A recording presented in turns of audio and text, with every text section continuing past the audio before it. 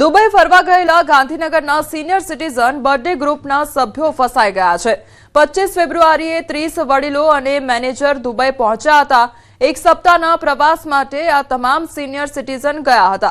Iran યુદ્ધ ફાટી નીકળતા ખાડી દેશોમાં અટવાઈ ગયા છે, તો યુદ્ધના કારણે ગાંધીનગરના 30 વડીલો દુબઈમાં ફસાઈ ગયા છે। તમામ સિનિયર સિટીઝન હાલ દુબઈની હોટલમાં સંપૂર્ણ સુરક્ષિત છે। તો ગઈકાલે જ વડીલોનો દુબઈ પ્રવાસ સત્તાવાર રીતે પૂર્ણ થયો હતો। તો આજે સવારે આ 30 સભ્યો પરત આવવાના હતા।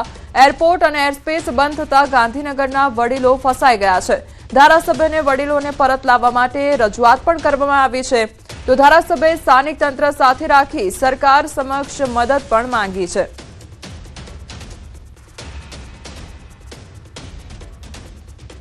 તો 25 તારીખે આ 30 મોકલ્યા અમે, અને એ લોકો ખૂબ જ ઉત્સાહ આનંદ થઈ 3-4 દિવસ ફર્યા। પણ જ્યારે યુદ્ધની પરિસ્થિતિ ઊભી થઈ એ પછી થોડીક તકલીફ થઈ એવી લાગ્યું, અને આપણને ચિંતા થઈ। પણ એ લોકો જો મારા વાત થતી હતી તો એ કહેતું અમે સેફ છીએ, અમારે કોઈ ચિંતા ન કરતા, અમે સરસ રહી શકીએ છીએ। અને એરપોર્ટ બંધ થઈ ગયું એટલે આજે ગઈકાલે રાતે આવવાના હતા। બધી મારી માહિતી લઈ ધારાસભ્ય રીટાબેન રજૂઆત કરી છે, અને આગળ જે કાર્યવાહી થાય ખરું કે પ્લેન ક્યારે શરૂ થાય, કઈ આવશે એ હાલ કોઈ ખબર નથી।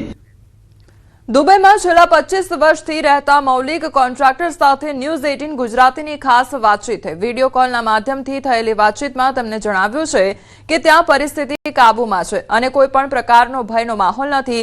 તેમજ ગાંધીનગર સેક્ટર 8 ખાતે રહેતા તેમના પરિવાર સાથે પણ વાતચીત કરવામાં આવી। તેમના પરિવારે જણાવ્યું કે વિડીયો કોલના માધ્યમથી તેઓ સંપર્કમાં છે અને દુબઈમાં મૌલિક 25 વર્ષથી તેમના પત્ની અને 2 બાળકો સાથે રહે છે। અત્યારે અહીંયા એકદમ શાંતિ છે। અહીંયા અત્યારે કશું કોઈ ભય નથી, કોઈ ગભરાતું નથી કે ગભરાવા જેવો માહોલ નથી। જોબ જવાયું છે, નોર્મલ છે, જે બાકીના દિવસોમાં છે એવી રીતનું જ છે। ગુજરાતીઓ નહીં, કોઈ ઇન્ડિયન્સને કોઈ તકલીફ નથી। અને મારો ભાઈ છે ત્યાં, મારા ભાઈ ત્યાં લાસ્ટ 25 વર્ષથી રહે છે, એ અને એમનું ફેમિલી। આ સમાચાર સાંભળ્યા પછી તો અમારે વિડીયો કોલિંગ બી રેગ્યુલર થાય છે। સવારે સાંજે 2 થી 3 વખત અમે લોકો વાતચીત કરી રહ્યા છે। ખાડી દેશોમાં યુદ્ધની સ્થિતિને લઈ પ્રદેશ ભાજપે શરૂ કરી છે હેલ્પલાઇન। ગુજરાતના અસરગ્રસ્તોની મદદ માટે ભાજપ સંગઠન એક્શનમાં, તો વિદેશમાં ફસાયેલા સ્વજનોની માહિતી માટે હેલ્પલાઇન નંબર જાહેર કરવામાં આવ્યો છે।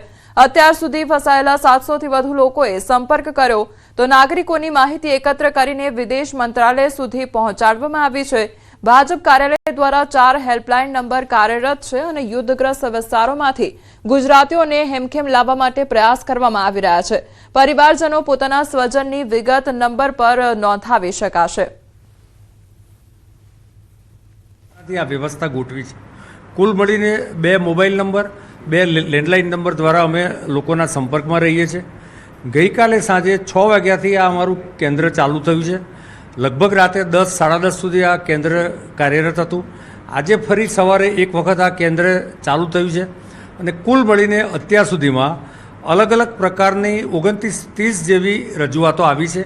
એક હેલ્પલાઇનના માધ્યમથી પણ કોઈ લોકો અહીંયા ફોન કરે તો એને યોગ્ય માહિતી મળે। એમના જે કોઈ સગા વાલા શુભેચ્છકો કોઈ વિદેશમાં અટવાયા હોય તો એને પણ ત્યાં અગવડતા ન પડે અને તુરંત જે કંઈ વ્યવસ્થા કરવાની છે એ થઈ જાય સરકાર દ્વારા। એ માટે અહીંયાથી માહિતી એકત્ર કરીને ત્યાં મોકલવામાં આવે છે। ઉચ્છલ તાલુકાના સુંદરપુર ગામે ગૌચર જમીન બચાવવા ગ્રામજનો તંત્ર સામે મેદાનમાં ઉતર્યા છે। ગામમાં ગૌચર જમીન પર નિર્માણ થનારી એકલવ્ય મોડેલ સ્કૂલને અન્ય સરકારી પડતર જમીન પર ખસેડવાની માંગ સાથે ગ્રામજનોએ તાપી જિલ્લા કલેક્ટર ડોક્ટર વિપિન ગર્ગને આવેદનપત્ર આપ્યું હતું। સ્થાનિકોના કહેવા મુજબ સૂચિત સ્કૂલની જગ્યાએ છેલ્લા 30 વર્ષથી ગામનું રમતગમત મેદાન ઉપયોગમાં લેવામાં આવે છે, તેમજ આસપાસ 8 થી 10 મકાનો આવેલા છે। જો અહીં સ્કૂલ બનશે તો ગ્રામજનો મેદાનથી વંચિત રહેશે અને કેટલાક પરિવારો ઘર વિહોણા બનવાની શક્યતા છે। તેથી બ્લોક સર્વે નંબર 3ની ગૌચર જમીન ગામના ઉપયોગ માટે અનામત રાખી સ્કૂલને અન્ય સ્થળે ખસેડવાની માંગ પણ ઉઠી છે। તંત્ર દ્વારા અમારા અહીંયા એકલવ્ય મોડલ રેસિડેન્શિયલ સ્કૂલ ફાળવણી કરી દેવામાં આવી છે। એ ફાળવણી કરી છે એમાં એ શરૂઆતથી જ એમાં નિયમોનું ઉલ્લંઘન થયું છે। અમારી પાસે પંચાયતની અંદર ખૂબ જ જરૂરિયાત કરતાં પણ વધારે સરકારી પડતર જમીન અવેલેબલ હોવા છતાં અમારે જે ગામની જે 5 ગામો માટે એક જ જગ્યા ગૌચર જમીન અવેલેબલ છે. એ જ ગૌચર જમીનને આ લોકોએ એકલવ્ય મોડલ રેસિડેન્સી સ્કૂલ બાંધવા માટે આપી દીધી છે. એનો અમે વિરોધ કર્યો છે. એટલે અમારી માગણી એટલી છે કે જમીન અમારી પાસે ખુલ્લી એટલી બધી સરકારી પડતર છે માણેપુર ગ્રુપ ગ્રામ પંચાયતની અંદર, તો એ સરકારી પડતર જમીનની અંદર આ સ્કૂલ ત્યાં ટ્રાન્સફર થઈ જાય અને અમારા ગામને અમારે જે ગૌચરની જમીન છે, જે ગાયો ચરાવવા માટે પશુપાલન કરતા હોય લોકો, ભેંસો છે, એના માટે અમારી જમીન આટલી બચેલી છે, એ બચેલી જમીન અમારે ગ્રામજનો માટે રહેવા દેવી જોઈએ અને સરકારી પડતર જમીનની અંદર આપણી સ્કૂલ એકલવ્ય મોડેલ સ્કૂલ આવી છે એ ત્યાં આપણે માણેકપુરમાં 16 હેક્ટર જેટલી જમીન પડેલી છે એમાં અમારે ટ્રાન્સફર કરી આપે. લીંબડી ખાતે નગરપાલિકા દ્વારા લીંબડી ધંધુકા રોડ પર અંદાજે ₹4 કરોડના ખર્ચે બનાવાયેલા 200 આવાસ મકાનો આજે ખંડેરમાં ફેરવાઈ ગયા છે. સરકારની આવાસ યોજના હેઠળ લગભગ 10 વર્ષ પહેલા બનાવાયેલા મકાનો સમયસર લાભાર્થીઓને ફાળવાયા નહોતા, જેના કારણે આજે બારીબારણા વગર તિરાડો અને પોપડા સાથે જર્જરિત હાલતમાં ઊભા છે. કેટલીક ઇમારતોમાં તો તળિયાનો ભાગ પણ બેસી ગયો છે. એક તરફ ગરીબ પરિવારો કાચા મકાનોમાં વસવાટ કરી રહ્યા છે, ત્યારે બીજી તરફ તૈયાર મકાનો વેડફાઈ જતા પ્રજાના ટેક્સના કરોડો રૂપિયાનો બગાડ થયો હોવાનો આક્ષેપ થઈ રહ્યો છે. સ્થાનિકોમાં નગરપાલિકા તંત્ર સામે ભારે રોષ જોવા મળી રહ્યો છે અને મકાનોની તાત્કાલિક મરામત કરી યોગ્ય લાભાર્થીઓને ફાળવણી કરવાની માંગ ઉઠી છે.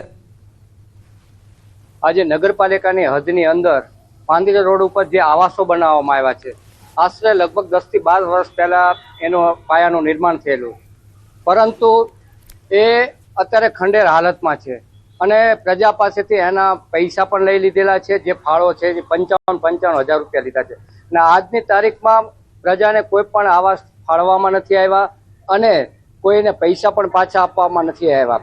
અને એ તમે આવાસની હાલત જો તો ખંડેર હાલતમાં છે. પ્રધાનમંત્રીએ કરેલી વાતનું સુરસુર્યું લીંબડીમાં થઈ ગયેલું જોવા મળે છે, કારણ કે હાલમાં જે પ્રધાનમંત્રી આવાસ યોજના છે એ રહેવા લાયક છે નહીં. જો કોઈ લીંબડીના નગરજનો, વોર્ડના નગરજનો રહેવા જાય, પરિવાર રહેવા જાય તો કાટમાળની નીચે દટાઈ જાય ને અસંખ્ય લોકોના મોતને ભેટે એવી પરિસ્થિતિ પ્રધાનમંત્રી આવાસ યોજનાની છે.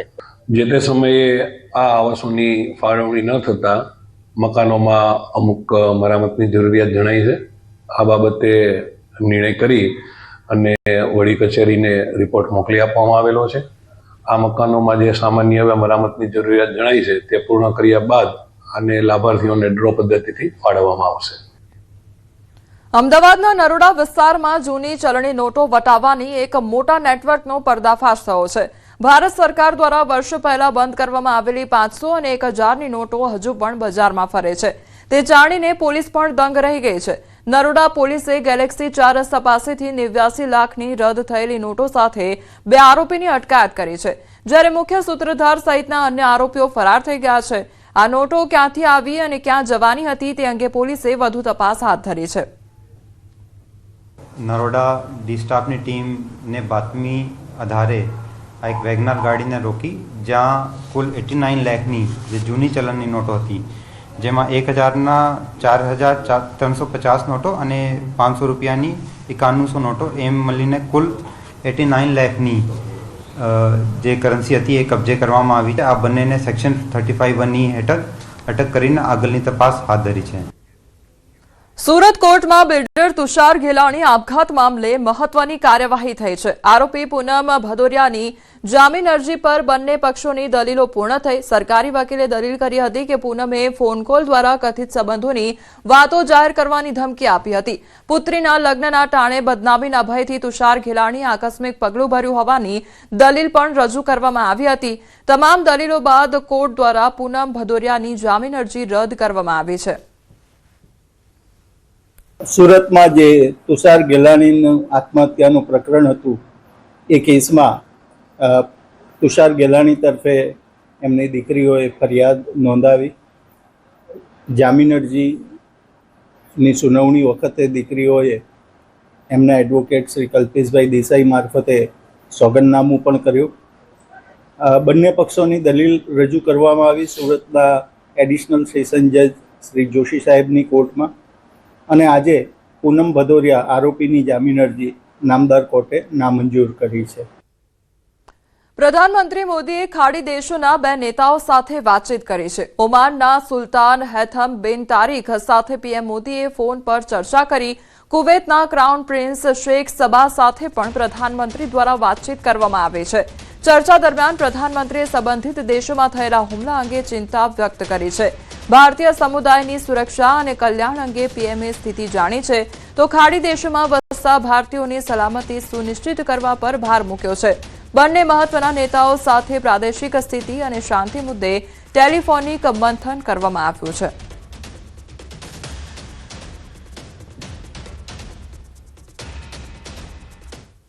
સમાચારમાં આગળ વાત કરીશું રંગોત્સવ વિશે.